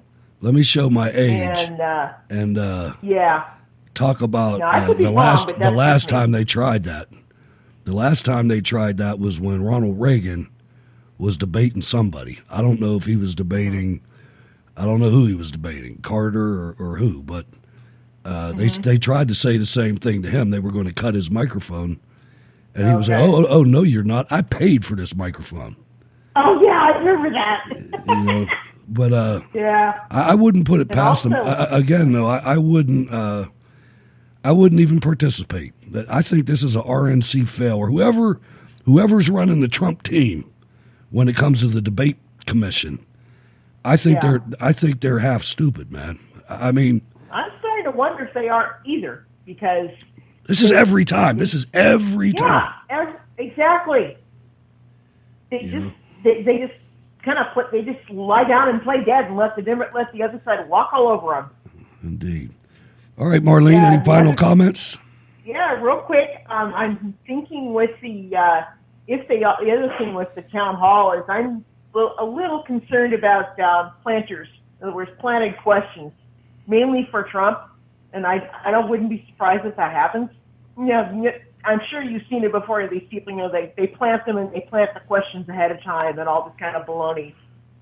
But sneaking away from the election for a minute, there was an article in the Oregonian. I won't read the whole thing. I posted it in the chat. But basically what it's saying is that the Oregon U.S. Marshals are not going to cancel the federal deputization of Portland police, state troopers, and Multnomah County Sheriff's deputies. And I thought that's really good, and it's going to last until the end of this year. Well, we'll see what happens. Yeah, we'll see what happens with that, too. I was really happy about that. That's all right. All right, Marlene, thank you for calling. Always appreciate it. You're welcome. Okay, all right. Let me get back to, guys, what I was talking about with our lovely Congress, our GOP in Congress, when they ate the bait of people saying, specifically Joe Biden and Kamala Harris, that the president refused to say anything about white supremacy, to condemn it. And clearly in the transcripts today I read, he denounced it or whatever 3 times. He said, sure. And he said it, you heard it in the intro. This is a lie. It's a huge lie. Listen to the Republicans. You have repeatedly criticized the vice president for not specifically calling out Antifa and other... Okay, I blew it again, but this is still a clip that's about that. This is when he is being accused of it. Left-wing extremist groups. But are you willing tonight to condemn white supremacists and militia groups and to say that they need to stand down and not add to the violence in a number of these cities, as we saw in Kenosha and as we've seen in Portland? Sure, are you I'm prepared to do specifically do it? Well, go ahead, sir. I would say almost everything I see is from the left wing, not from the right wing. So what are you saying? I'm willing to do anything. I want to see peace. Then do it, sir. Say it. Do it. Say it. You want to call him? What do you want to call them? Give me a name. Give me a white name. Supremacists and who would you like me to condemn? White supremacists and right Proud Boys. Stand back and stand by. But I'll tell you what. Somebody's got to do something about Antifa and the left, because this is not a right-wing problem. This is a left-wing. FBI director This is a left-wing problem. White supremacists. Antifa's an idea, not an organization. Oh, you got to be not kidding. militia. Oh, there it is. Mitt Romney. That was the wrong clip, too. It was a hectic getting the show ready today. Mitt Romney, often a Trump critic, said Trump should have condemned white supremacists and told Capitol Hill reporters it was not a Lincoln-Douglas debate, that's for sure. Tim Scott out of South Carolina, I think he misspoke. I think he should correct it. If he doesn't correct it, I guess he didn't misspeak, said Tim Scott. Let's listen to it again. You can hear him say sure. You have repeatedly criticized the vice president for not specifically calling out Antifa and other left-wing extremist groups. But are you willing tonight to condemn white supremacists and militia groups and... Sure. I mean, it's totally terrible. Yeah, Senator, but he needed to do it better than that. I mean, I get that he said sure. I mean, but it was like all he had to do was just say what I mentioned before. You're the one that's perpetrating this lie. I've condemned them 100 times. How many more times do you want me to do it? Joe Biden hasn't condemned Antifa 1 time. There were so many ways he could have handled that better. And he didn't handle it well. And to me, that was a big, huge missed opportunity because that is such a ridiculous, provable lie. He should have had that response down pat. Now, do I think that it's going to make a huge difference in the long run? No. That he handled it the way that he did, but it would have made a huge difference had he handled it well. I don't think it's going to lose him any voters, but I think he could have gained a lot more had he had a better response prepared to that, and not just the sure. Well, moreover, he should have said who is perpetrating the violence in absolutely. That's where the response was maybe not as strong as I wanted it to be, right? Because the question was framed. The question was set up. And not just that, I'm with you. I think the other part that was so frustrating about it is he's going, will you tell them to not add to the violence? What are you even talking about? Right. They're not the people party. They are not the problem. These people are not the problem. The problem is the left. And I think that that's what Trump was trying to say, but he's so inarticulate sometimes. And I love the man. I know you guys know that, but sometimes he just doesn't do as well as he really could. And I feel like he missed a huge opportunity to knock that one out of the ballpark. I think in the political world, you're probably right. You're probably right. But what I think happened is he thought he answered it. And maybe he shouldn't have thought that. You're right. Maybe he shouldn't have thought that. And he cleared it up if you caught the intro. But still in all, this whole thing, when we do this kind of thing, first of all, what we did was besmirched a group that has nothing to do with white supremacy, right? The Proud Boys. And I asked somebody to put the link of the Proud Boys up in the chat room because I didn't know anything about the Proud Boys, and that's what he said today when he was heading to Minnesota. I don't know who they are. But I went to their website, and I clicked on core values of the Proud Boys. Minimal government, maximum freedom, anti-political correctness, anti-drug war, closed borders, anti-racial guilt, anti-racism, pro-free speech, First Amendment, pro-gun rights, Second Amendment, glorifying the entrepreneur, venerating the housewife, reinstating a spirit of Western chauvinism. Now, before you get the left's definition of that, let me define Western chauvinism. A Western chauvinist, from the website, by the way, a Western chauvinist is a proponent of Western civilization, someone who supports a secular government whose legal code is informed by Judeo-Christian ethics and whose origins lie in the Greco-Roman tradition of the Republic. Though these are our central tenets, all that is required to become a Proud Boy is that a man declare he is a Western chauvinist who refuses to apologize for creating the modern world. We do not discriminate based upon race or sexual orientation / preference. We are not an ism, ist, or phobic that fits the left's narrative. We truly believe that the West is the best and welcome those who believe in the same tenets as us. That's why they are terrified of this group, in my opinion. Sal, Stacey, any thoughts on this? I think I don't have a problem with any of that.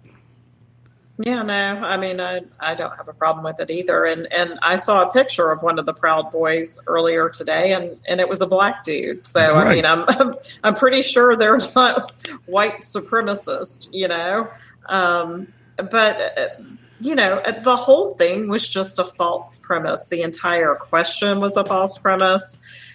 These Proud Boys or whatever, they're not doing anything. They're not the people who are causing the violence out there. And I think, again, that was Trump's point. Why are you asking me to denounce this when these people are not the issue? It was journalistic malpractice. Nobody brought up, Antifa, except for Donald Trump. Sal, this is something. It's time to stop being afraid of saying that we're the best, because we are. Well, we only have to go so far as the Southern Poverty Law Center to see how they portray the Proud Boys. And that's one of the Bibles of the left, is the Southern Poverty Law Center, who will point out anything that is said wrong by any group and will use it to their advantage to portray someone hateful and a hate group. And they've categorized them, I believe, as it being hateful in general. They're alt-right, and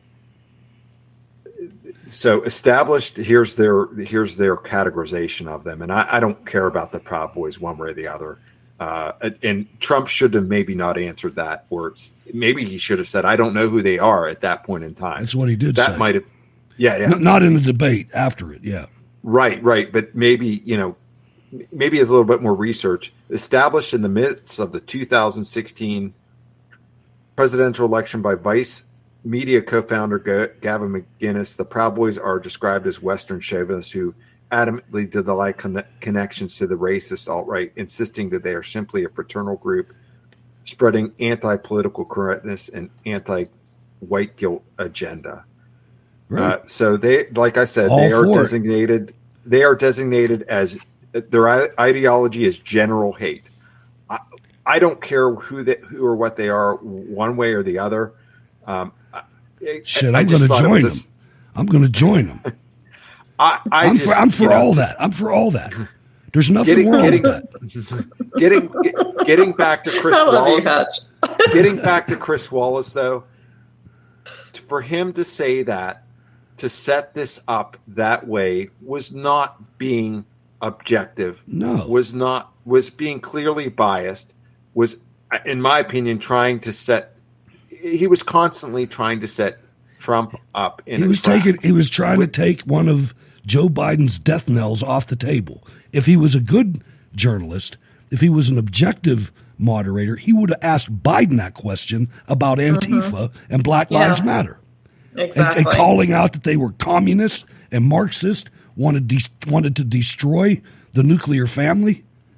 And I think that's why Trump got so flustered in that particular situation. I think he was like, are you kidding me?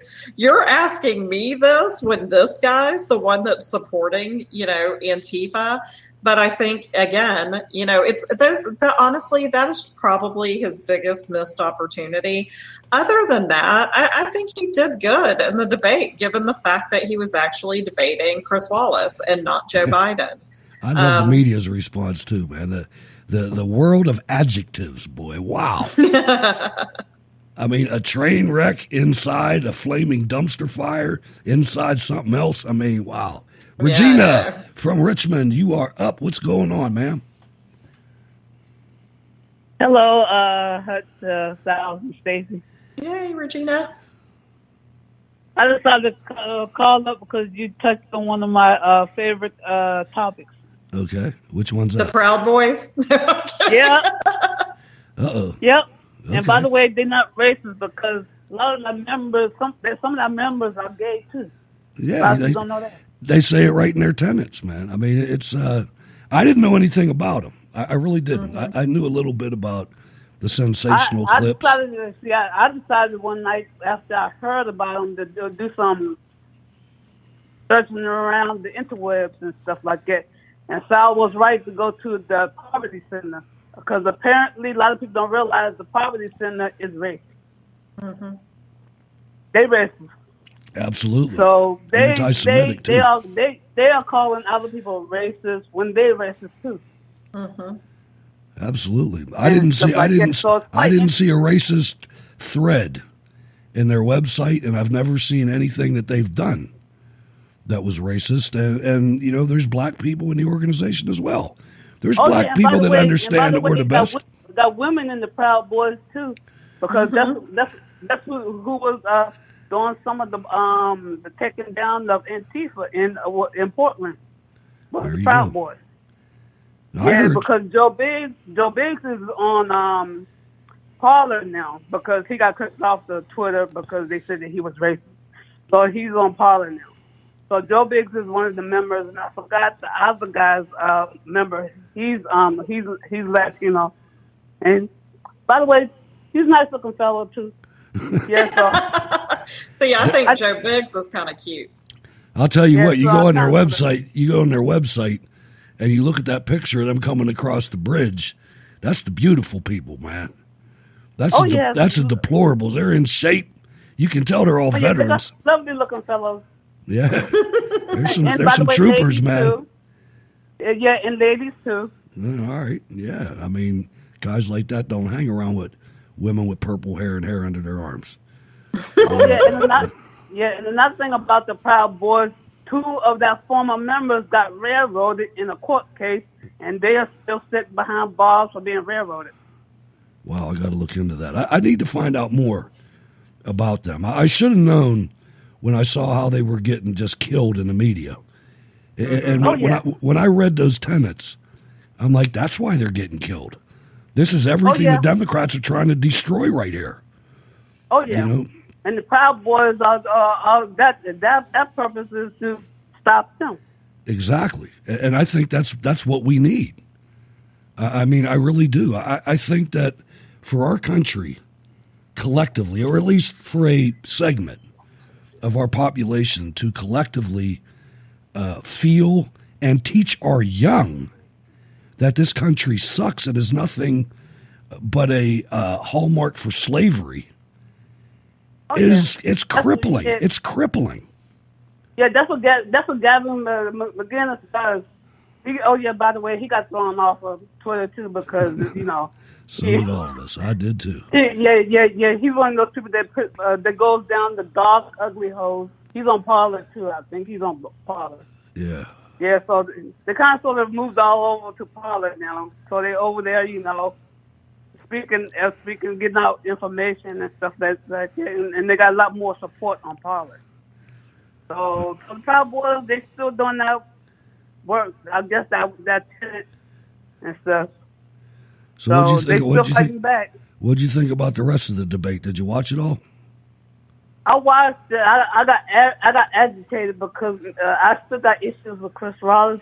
Mm-hmm.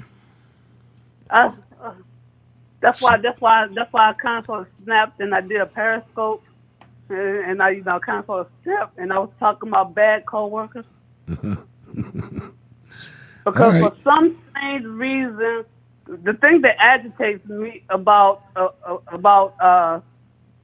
the main person was Dan Bongino. Dan Bongino, he tries to be a nice guy, but he's got to realize that most of the people that are over at Fox now are bad coworkers. They need to go. But Dan Bongino, he signed the contract, and I guess in a contract that they signed, they can't disparage their coworkers.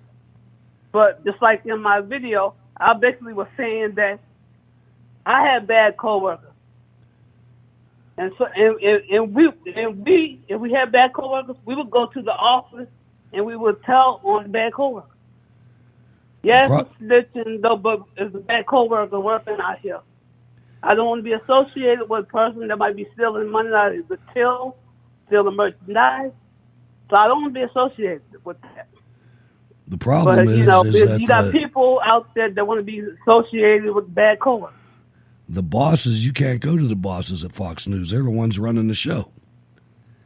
You know what I mean? Paul Ryan up there and the Murdoch kids and whatever. I don't know. Yeah, that's the part that kind of sort of irritates me. You got people up there signing these, lucrative contracts. Yeah. And they got these things in the contract that say you can't do this and can't do that. No, get out. Do not sign the contract. But they signed the contract. And I'm still trying to figure out, if you're a good person, why do you sign a contract with a bad company? I'd be very interested to know, and obviously I can't now. I mean, I might be able to go back and find out how Tucker Carlson, Laura Ingraham, and I almost know how Sean Hannity's going to play it. He's not going to say a damn thing. But Laura and Tucker, I wonder if they will talk about Chris Wallace. I don't know. We'll have to see. Regina, thanks for calling. Always appreciate it. The last thing I'm going to give you was most of the people that I worked with in my past working experience, most of those companies are going out of business. Imagine that. So it's kind of interesting how that works. Isn't it? Maybe the news media will be next.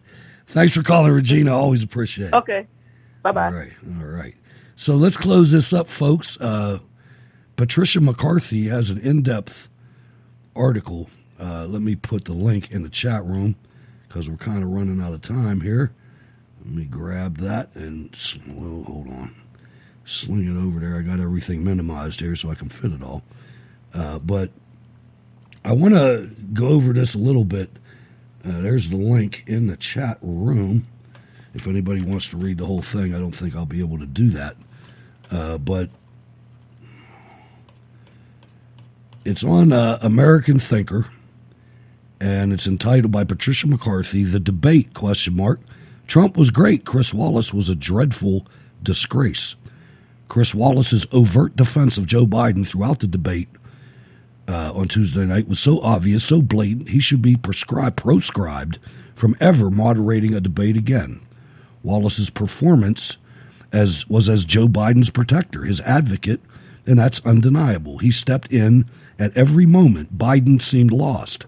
Court packing, lack of support of law enforcement, and Hunter Biden's criminality. That was the worst.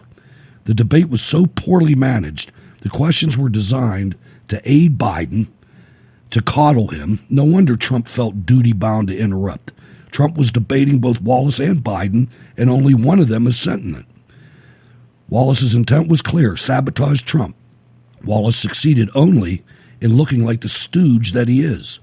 Why a 2-minute rule? That hardly gives either man time to rebut what was just said about him. Wallace even brought up the Charlottesville charge, but did not admit it was a manufactured lie without giving Trump the time to deny the lie. The double-barreled shotgun effect, folks. Wallace completely ignored and tried to derail Trump's bringing up Hunter Biden's criminal corruption. Why was that not a viable subject for discussion? Biden lied when he said Hunter had been cleared. Not so. Biden has a long history of lying and financial corruption. Should that fact not be up for review for a candidate for president? If Biden were a Republican, you bet it would. Wallace should be fired for his wholesale lack of objectivity. He's become a cut-rate Dan Rather. Trump made important points, all of which Wallace tried to mitigate. Voter fraud is real and is being perpetrated by Democrats throughout the country. Biden tried to insist that the violence being visited upon a Democrat-run cities across the country was by white supremacist groups, a total lie that Wallace let stand. Biden is looking forward to shutting down the economy for COVID and implementing a mask mandate. Biden is not supported by law enforcement anywhere in the country except for Portland for obvious reasons, and Obamacare was and remains a disaster. Wallace, a member in good standing of the mainstream media, is a handmaiden of the Democrat Party in which winning by any means necessary is the rule. Wallace's bias for Biden was appalling. Climate change? Who on earth at this moment in time thinks this is an important topic for discussion? No one but the moonbat Greta Thunbergs of the climatistas. That about summarizes it, guys. Like I said, the link is in the chat room if you want to finish up the rest of the article. A very good one. And I'll tell you, it was hard to hold back until the second hour on that topic. But it's almost time to go, Stacey Rush. Thank you for coming on the program for the full 2 hours tonight. You kind of have to do that when you have somebody like David Bossie of his caliber on the program, plus right after a debate. But thank you very much. How can people get in touch with you? Oh, it was a pleasure as usual, guys. Really enjoyed Dave Bossie, so glad to be a part of it. You guys can most easily reach me on Twitter at DiscoveringMe40, and I will be back next Wednesday. Outstanding. Thank you very much. Always appreciate it. Sal, final comments. Stacey and Hutch, thank you very much. All our callers, thank you. Everybody in the chat room, thank you. And Hutch, hey, you and I, we got a date next Wednesday, don't we? In your studio. Where are you going to catch me? Right here next Wednesday with Hutch in the studio, God willing. Inshallah, just like Joe Biden said, Inshallah. I got to set this mic. I got to get it ready, but I'll do it. We can do that.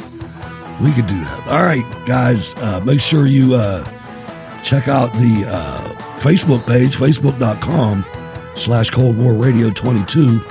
Word's kicking butt on that. The email to the show, scrtv@live.com. Catch the podcast on Spreaker. Look for news commentary, iHeartRadio, the Cold War Radio app, YouTube with captions, and at podchaser.com. I'm Hutch Bailey Jr., your host. Thanks for letting us into your life, folks, for a couple hours. Make sure you go to rsbn.bandcamp.com. Support Jacob Seals. God bless.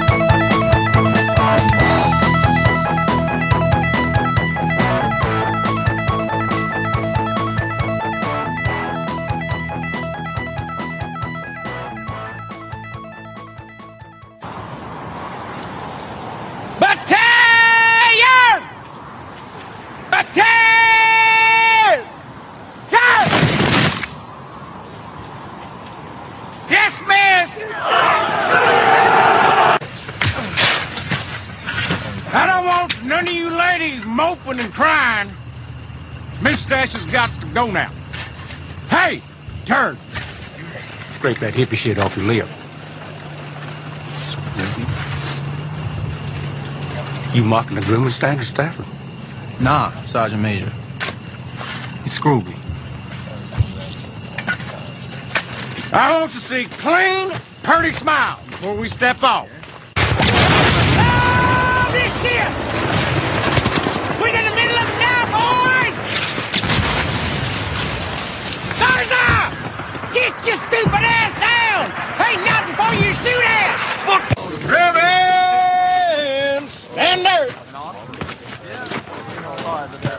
My first light's Maury. I expects all y'all to have been clean shaven. That's what we just been through. There's lots can go wrong out here. Like a bakery. Cold cow. Like a pussy. But the one thing these men can count on is a grooming standard. I believe it always ought to be there for them.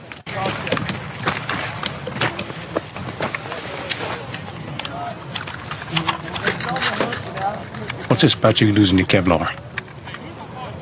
It bounced off my head, Sergeant Major, last night. Bounced off your head? I was up on the 50 cal and the Humvee went over a berm, Sergeant Major. That Kevlar wasn't yours to lose! That was the property of this United States Marine Corps! Belonged to every Marine! Because of your failure to secure that helmet, you've jeopardized every Marine serving today! I was considering NJP in your ass. Sergeant Colbert! This is what happens when you don't enforce the grooming standards. The men's gets all lax, and then other standards fall. Double dog here stops using his chin strap, goes over a bump, Kevlar goes flying off his head, and our protective posture is weakened. Smash! Now there's that devil dog! You're squealing like a bunchy butt-fuck basher beat you!